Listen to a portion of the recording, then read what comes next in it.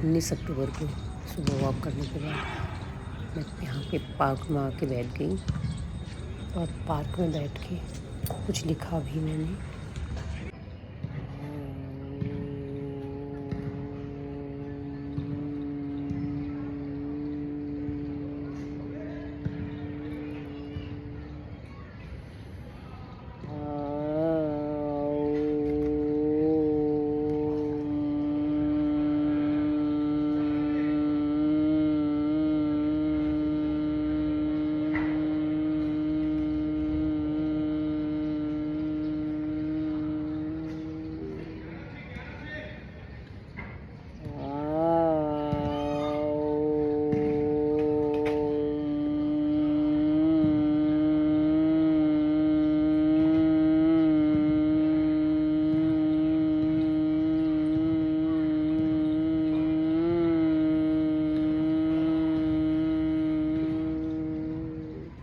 Emotionally weak नहीं होना चाहिए और मैं इमोशनली कमज़ोर थी, बट अब बिल्कुल नहीं।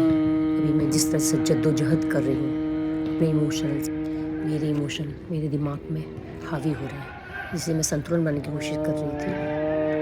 मेंटली मैं बहुत वीक थी, बट मैंने अपनी मेंटली हेल्थ और फिजिकली हेल्थ को काफ़ी स्ट्रॉन्ग कर लिया था, बट आज न जाने क्यों फिर से मैं कमज़ोर पड़ रही थी। मैं दिल और दिमाग दोनों में उलझी हुई थी। दिल कहता था बस नहीं, सब ठीक होगा, बस हो रहा है, और दिमाग कहता कि न जाने क्या हो रहा है। ये हर इंसान के साथ नहीं होता। कुछ इंसान ऐसे होते हैं जो दिल से जुड़े होते हैं, जिनसे खून का रिश्ता भी नहीं होता। जिस दिन मुझे पता चला कि उसकी तबीयत ख़राब है, मैं उसी दिन चली गई। तारीख थी 19। उसके बाद मैं उसके पास बस 2-4 दिन के कपड़े लेके गई थी। मुझे उसने आने भी नहीं दिया। बोला मुझे मॉरल सपोर्ट चाहिए। 2 बार मुझे गाड़ी लेने आई और वो बोला कि रुक जा, और मैं रुक गई थी। मुझे लगा इसे मेरी ज़रूरत है अभी, तो मुझे रुक जाना चाहिए। जब मैं कॉलेज टाइम में पढ़ती थी तो सारे मेरे फॉर्म भरना, कुछ भी काम हो, यही करता था। एक बार मुझे ध्यान है, नैनीताल में मुझे सर्दी जुकाम बहुत हो गया था, तो यही मुझे रैमजे हॉस्पिटल में दिखाने ले गया।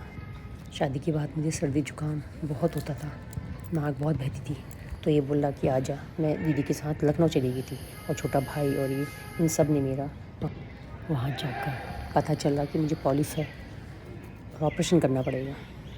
ऑपरेशन के नाम से मुझे इतनी डर लगी, और मैं डरपोक, और जैसे तैसे कैसे इलाज हुआ मैं जानती हूँ। छोटा भाई भी साथ था, उसने भी मुझे बहुत हेल्प की।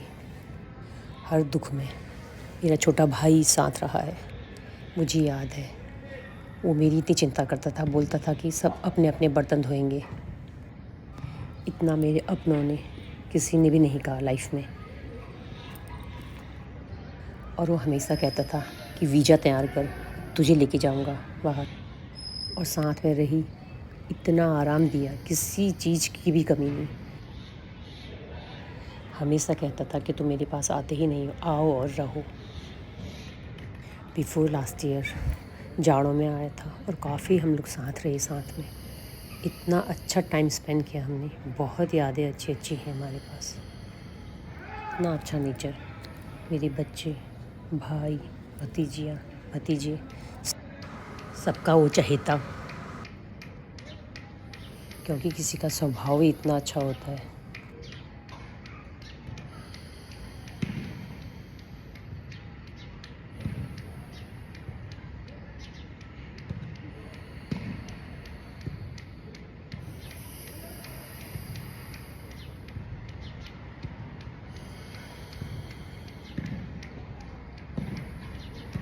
साइड में एक आंटी बैठी हुई ताली बजा रही थी। आवाज़ आप सुन सकते हैं। सब अपनी तरह से जी रहे हैं, किसी कैसे जीना है ये हमने सोचना है। हमें एंजाइटी हो या स्ट्रेस हो, इससे बाहर कैसे निकलना है ये खुद सोचना है। हम बिस्तर में ही करवट बदलते रहें या दिमाग में सोचते ही रहें कि कुछ अच्छा हो या बुरा हो, बिल्कुल भी नहीं। हमें बिस्तर छोड़ना है और हमें जो पसंद है, जो हमारी चॉइस है, जो हमारी हॉबी है, उससे करना है। रोशनी में बैठना है और धूप में बैठना है। हमें चाहे पढ़ना है, चाहे हमें पेंटिंग करनी है या प्लांट का काम है या ड्राइंग करनी है। बस दिमाग में कुछ बुरा ख्याल नहीं लाना है। जो जगह हमें परेशान करती है या लोग परेशान करते हैं, उस जगह को छोड़ के दूसरी जगह निकल जाना है। वॉक कर लो, घूम लो, या गाने ही सुन लो, या भजन लगा लो, या डांस कर लो। बस दिमाग को खाली छोड़ना ही नहीं है, क्योंकि कहा जाता है ना कि खाली घर शैतान का घर। बस मैंने भी यही किया, बिस्तर छोड़ा, पहले करवट बदलती रही। एक पोस्ट डाली मैंने, एक शॉर्ट पोस्ट डाली, जबकि मुझे पता था कि मुझे पोस्ट नहीं डालनी चाहिए थी। फिर भी मैं अपनी हेल्थ के लिए एक पोस्ट डाली। पहले से ही हम नेगेटिव क्यों सोचें, पॉजिटिव सोचें, सब अच्छा होगा। मगर मैं सुबह उठी, फ्रेश हुई और चल दी। सबसे पहले मंदिर ही गई, भगवान को हाथ जोड़ा, प्रणाम किया। फिर मैंने शुरुआत की एक वॉक करने की पूरी। जब मैं वॉक कर रही थी तो मुझे सुंदरकांड वाली एक आंटी मिली और उनसे बात की मैंने। थोड़ा मन फिर बहल गया और एक इंसान मिली, मैं उनको जानती भी नहीं थी। उन्होंने अपना भी नंबर दिया, बहुत अच्छे सज्जन थे वो। अब मुझे ध्यान नहीं आ रहा। जब मैं हरश्रृंगार का फ्लावर्स बीन रही थी, उन्होंने अपनी फैमिली और वाइफ के बारे में बताया कि हम भी योगा करते थे, बस अब नहीं हो रहा है। वो शायद मुझे देख भी रहे होंगे, क्योंकि मैंने बताया भी कि मैं यूट्यूब बनाती हूँ, तो उन्होंने मेरा यूट्यूब सब्सक्राइब भी किया, क्योंकि मैं उनके साथ बात तो कर रही थी, पर दिल दिमाग काम नहीं कर रहा था। किस नाम से सेव किया मुझे भी खुद ध्यान नहीं आ रहा है। बस इतना ध्यान है कि उनका मेडिकल स्टोर है। दाईं अंगूठी से दाईं नाक बंद की और बाईं नाक से जितना ले सकते हैं एक लंबी सांस ले ली और उसी नाक से छोड़ लिया। सर ने बताया था कि ये क्रिया ब्रेन के लिए, ब्रेन स्ट्रॉन्ग होगा। जब मुझे लगता है कि ये वाला प्राणायाम कर लेना चाहिए, तो अक्सर मैं ये प्राणायाम कर लेती हूँ। तकरीबन 1 महीने से तो मैं ये वाला प्राणायाम कर ही रही हूँ। अब मैं अपने हेल्थ के साथ कोई खिलवाड़ नहीं करूँगी। मैंने सोच लिया है कि मैं अपने हेल्थ के लिए कुछ भी करूँगी। मैं कहीं भी बैठ सकती हूँ, कहीं भी जा सकती हूँ। मुझे ऐसा कोई फील नहीं होता कि मुझे कोई देख रहा है या कुछ सोच रहा है, क्योंकि मैं सारा अपना ध्यान सांसों पे केंद्रित कर लेती हूँ और मन इतना शांत कर लेती हूँ कि मुझे आगे और पीछे कुछ भी नज़र नहीं आता। पहले मेरा कहीं भी जाना और आना होता था तो बैठती चाहे मैं लोगों के साथ थी, लेकिन सारा ध्यान घर पे, बच्चों पे, परिवार पर रहता था। लेकिन अब नहीं, मैं अब ये नहीं करती। जब मैं योगा कर रही हूँ तो पूरा ध्यान मैं योगा पे, चाहे मैं किसी पार्टी में जाऊँ, पार्टी में पहली बात तो जाती हूँ, गई तो फिर पूरा ध्यान मेरा पार्टी पे। मैं अब बिल्कुल आगे और पीछे कुछ भी याद नहीं करती हूँ। जब मैं गरबा करने गई, वो भी कनिका की वजह से, क्योंकि कनिका ने फर्स्ट टाइम कहा ताई जी मुझे चलना है। वो पहली बार तैयार हुई, वरना वो पढ़ाई और पढ़ाई करती सिर्फ। मेरा बिल्कुल भी मूड नहीं था कि मैं गरबा में जाऊँ और वहाँ पे जाके डांस करूँ। कनिका आई और उसने मेरे पैरों में नेल पेंट लगाया। उसका तो ड्रेस रेडी था, लेकिन मेरी ड्रेस में घूमती रही, देखती रही, बस इसकी कनिका के लिए। रावण भी जल चुका था, मेरे कपड़े ही रेडी नहीं थे। फिर मैंने अपने बर्थडे वाले कपड़े पहने। कभी अपने बच्चों की खुशी के लिए करना पड़ता है, चाहे हम तैयार नहीं हों, मगर उनके लिए जीना चाहिए, और जीती भी हूँ मैं हमेशा। ये मेरी आदत, अच्छी समझो या बुरी, मैं दूसरों के लिए ही ज़्यादा जीती हूँ।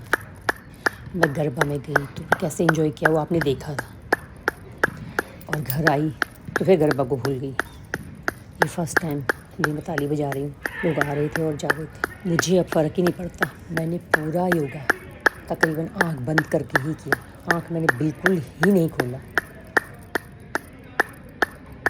आँखें खोलने को ही मन नहीं कर रहा था। मैं बस अपने दिल और दिमाग को हाथों की मुद्राओं से, योगा से बस में करना चाह रही थी, क्योंकि दिल और दिमाग को कोई भी नहीं संभाल सकता, सिर्फ मैं और खुद संभाल सकती हूँ। इस समय मुझे किसी से बात करने को भी मन नहीं कर रहा था, नहीं किसी से बोलने को मन कर रहा था। मैं चाहती तो योगा भी जा सकती थी, लेकिन मेरा योगा जाने को ही मन नहीं कर रहा था। और यहाँ आई और यहाँ बैठ के योगा करने लगी। यहाँ से योगा क्लास बस 1 मिनट का रास्ता भी नहीं होगा। हमें सब पता होता है अपने दिल और दिमाग की स्थिति, हम वो करना ही नहीं चाहते हैं, हम इससे भागते हैं। लेकिन मैं उनमें से नहीं हूँ, मैं भागती नहीं हूँ, मैं सबक के रूप में ले लेती हूँ। मानती हूँ ऐसी स्थिति आती है कि बेड छोड़ने को ही मन नहीं करता है, बस कभी रोने को ही मन करता है और शांत रहने को मन करता है, बोलने को भी मन नहीं करता है। लेकिन हमें खुद से करना है, ये हमारा डिसीज़न है कि हमें क्या करना है। हाँ, क्योंकि मुझे रोना भी आ रहा था, दिल और दिमाग काम नहीं कर रहा था, क्योंकि मैं साथ में रही थी। बस मैं 2-3 दिन के कपड़े लेके गई थी कि मैं बस आ जाऊँगी, लेकिन उसने मुझे आने ही नहीं दिया। बोला कि मुझे मॉरल सपोर्ट चाहिए। मैं 1-1.5 महीने के लिए रुक गई थी, फिर और मैं यहाँ पे आई, फिर यहाँ से मैं फिर दोबारा गई। सब बढ़िया चल रहा था, इम्प्रूवमेंट भी काफ़ी था। मैं हॉस्पिटल में जब रुकना पड़ता था सुबह के 9:30 से शाम के 9:30 बजे तक रुकती थी, और शाम के 9:30 बजे से सुबह के 9:30 बजे तक मेरा भैया रुकता था। और मैं डरपोक, जिसे हॉस्पिटल से डर लगता था, मैंने उसे सबक के रूप में लिया। बस मैं यहाँ इसलिए आई थी क्योंकि मुझे भी प्रॉब्लम हो रही थी बैक से और हेल्थ से। और ये अंकल जी देखिए हाथ में छड़ी है और इतना अच्छा टाइम स्पेंड कर रहे हैं, धूप में बैठे। और ये आंटी अभी ताली बजा रही थी, एक्सरसाइज कर रही थी, अभी घूम रही हैं। ये वही झूला है जहाँ मुझे मन नहीं करता तो मैं रात को आके इस पर झूलती हूँ। झूलने को भी मन नहीं करता, फिर भी ज़बरदस्ती झूल रही थी। और मेरा फ़ोन तो घर पे था, ये जिस पर सिम नहीं वो फ़ोन लेके आई थी। और कुछ लिखा भी है मैंने, उसे मैं ज़रूर पोस्ट करूँगी अपने स्ट्रेस को हटाने का।